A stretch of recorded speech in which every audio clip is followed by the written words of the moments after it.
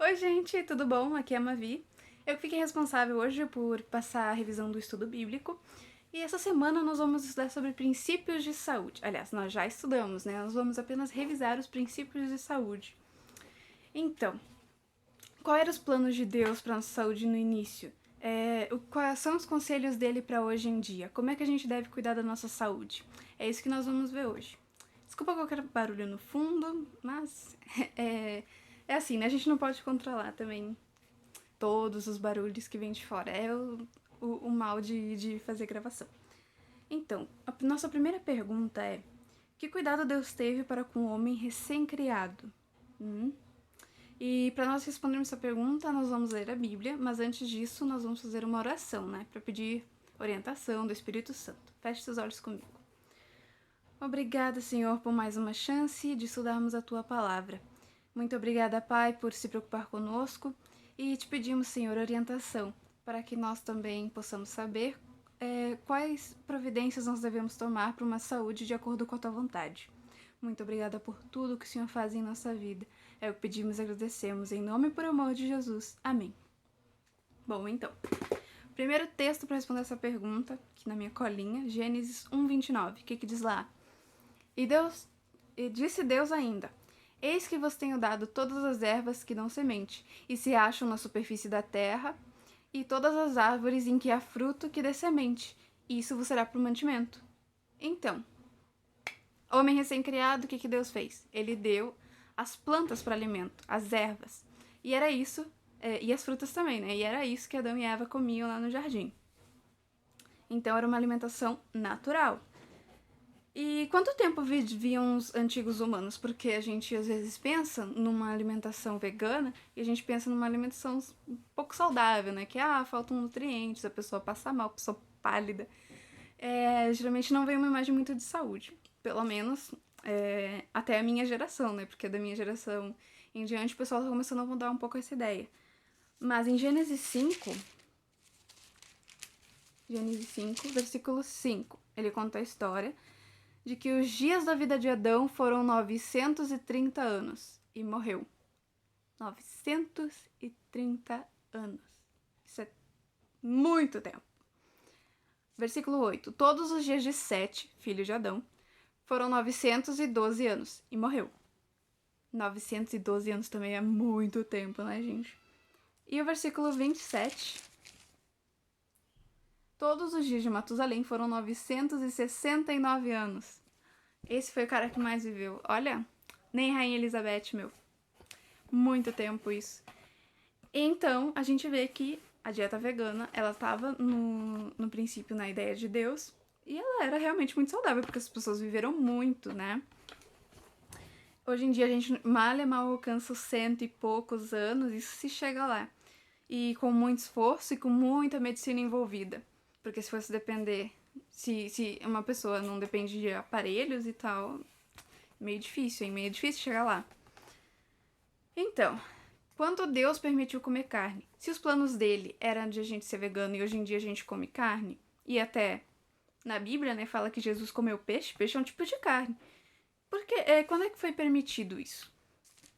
Então, em Gênesis 9, 3 e 4, ele dá essa resposta. Diz que tudo que se move e vive ser-vos-á para alimento, ou seja, será para vocês comerem. Como vos dei a erva verde, tudo vos dou agora. Carne, porém, com a sua vida, isto é, com o seu sangue não comereis. Ou seja, ele permitiu a carne, sem sangue. Mas permitiu a carne depois do dilúvio. Então, depois do dilúvio, o ser humano ele ganhou esse direito de comer carne. Só que, como a gente pode ver, tem algumas recomendações até mesmo para isso, né? Então, o que diz lá? Quais são as orientações que Deus passa? Levítico 11. Abre lá comigo. Levítico 11. Tô lá no 27. Levítico 11, 47. Diz o quê? Para fazer diferença entre o imundo e o limpo, e entre os animais que se podem comer e os animais que não se pode comer. Ou seja, havia uma diferença entre animais limpos, que podiam ser comidos, e os animais imundos, que a gente deveria evitar. Por quê? Porque os animais imundos, eles fazem mal para nossa saúde. Esses animais, eles estão citados aqui em Levítico 11, se você quiser dar uma lida, ele diz um por um como identificar eles. Mais tarde a gente vai ver direitinho, mas por enquanto, né? Aliás, deixa eu ver se eu acho aqui orientação.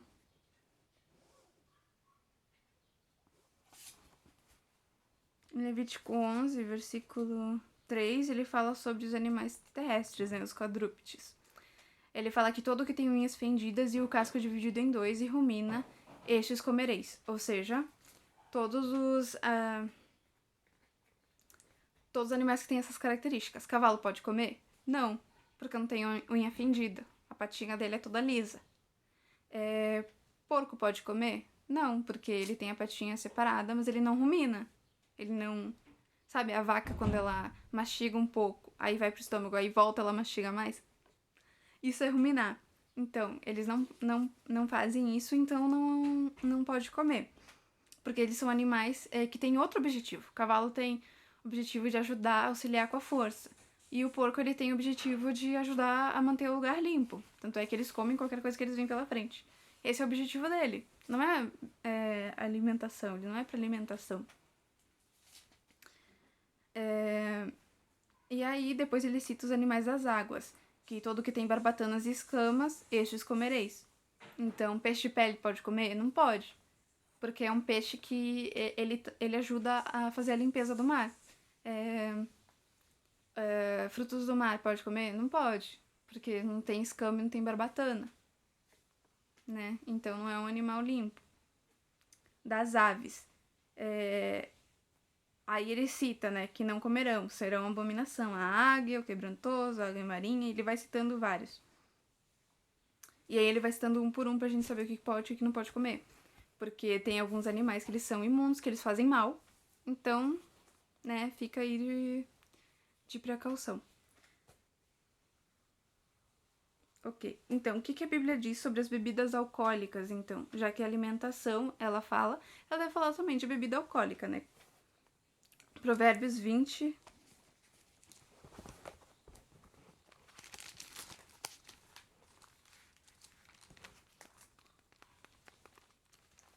Perdi aqui.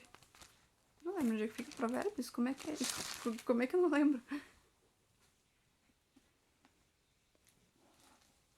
Sim, depois de Salmos.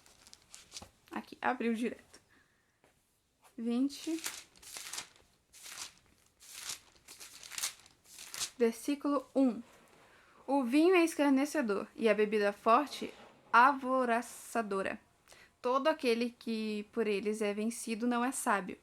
Ou seja, te faz ficar bêbado, te faz perder o controle de você mesmo, eles vão te fazer mal, né?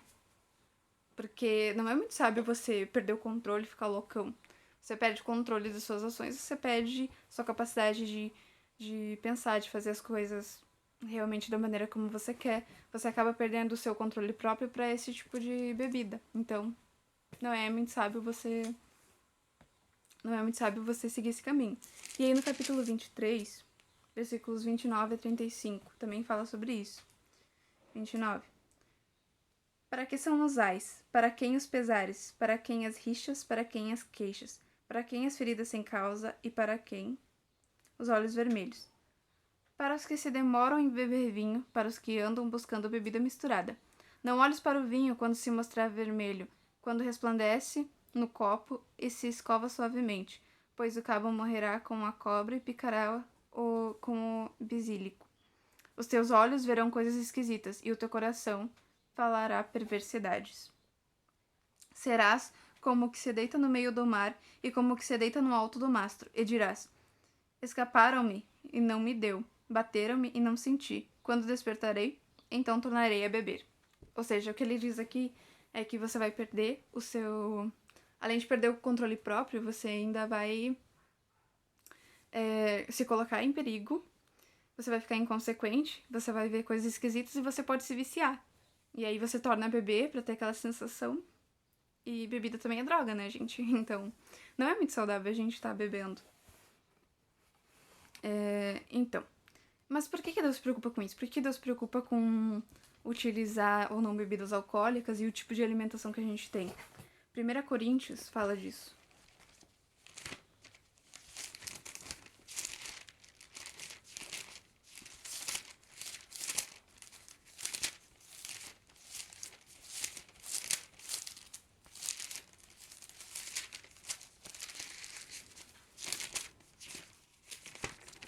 Aqui.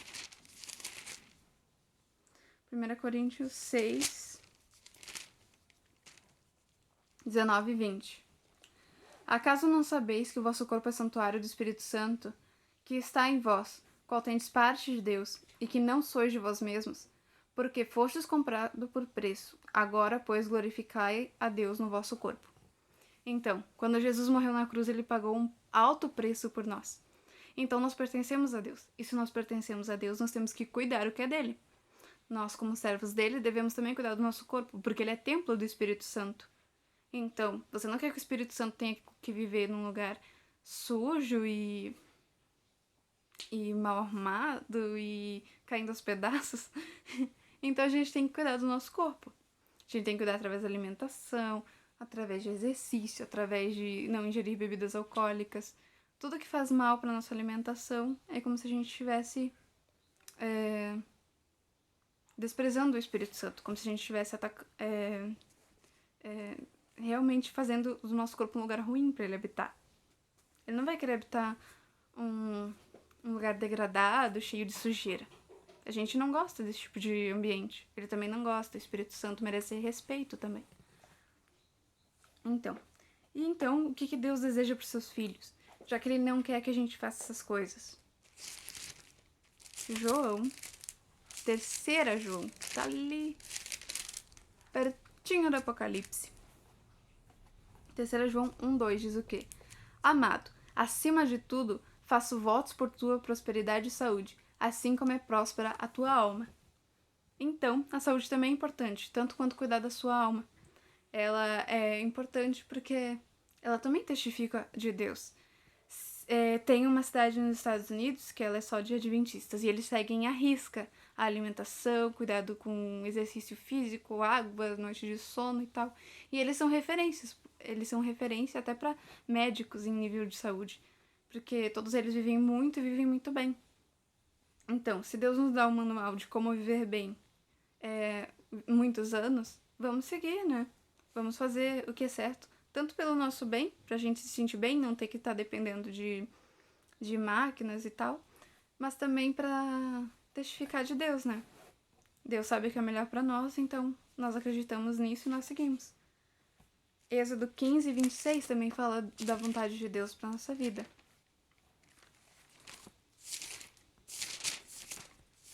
15, 26. E disse, se ouvires atento a voz do Senhor teu Deus, e fizeres o que é reto diante dos seus olhos, e deres ouvidos aos seus mandamentos, e guardarem todos os seus estatutos, nenhuma enfermidade virá sobre ti, das que enviei sobre os egípcios, pois eu sou o Senhor que te sara. Ou seja, ele sabe o que é melhor para nós. Ele sabe como é que funciona melhor. Quando você leva o seu computador para um técnico olhar, você confia mais no técnico ou nas coisas que você faz ali de qualquer maneira? Eu prefiro confiar no técnico, que estudou a respeito disso, que conhece muito bem. Então por que a gente não confia em Deus, que criou o ser humano e que sabe o que é melhor para nós? Vamos então colocar em prática as coisas que ele tem nos falado. Vamos tentar ir atrás, né? Cuidar da nossa saúde e também quando a gente cuida da nossa alma, porque isso também fala do amor de Deus e também faz parte da vontade de Deus para nossa vida, faz parte de mandamentos. Então, eu espero que você tenha uma boa semana. Vamos orar para encerrar então o nosso estudo? Muito obrigada, Senhor, por mais uma vez estudarmos sobre a Tua vontade, Pai. Nos ajuda a termos força para seguir com obediência o que o Senhor manda. E que nós possamos, Pai, ter cada dia mais saúde e testificar através dela para a Tua honra e para a Tua glória. Muito obrigada por tudo que o Senhor faz em nossa vida. É o que pedimos e agradecemos, em nome e por amor de Jesus. Amém. Bom, então, uma boa semana para todos. Não se esqueçam do estudo da semana que vem e beijinhos.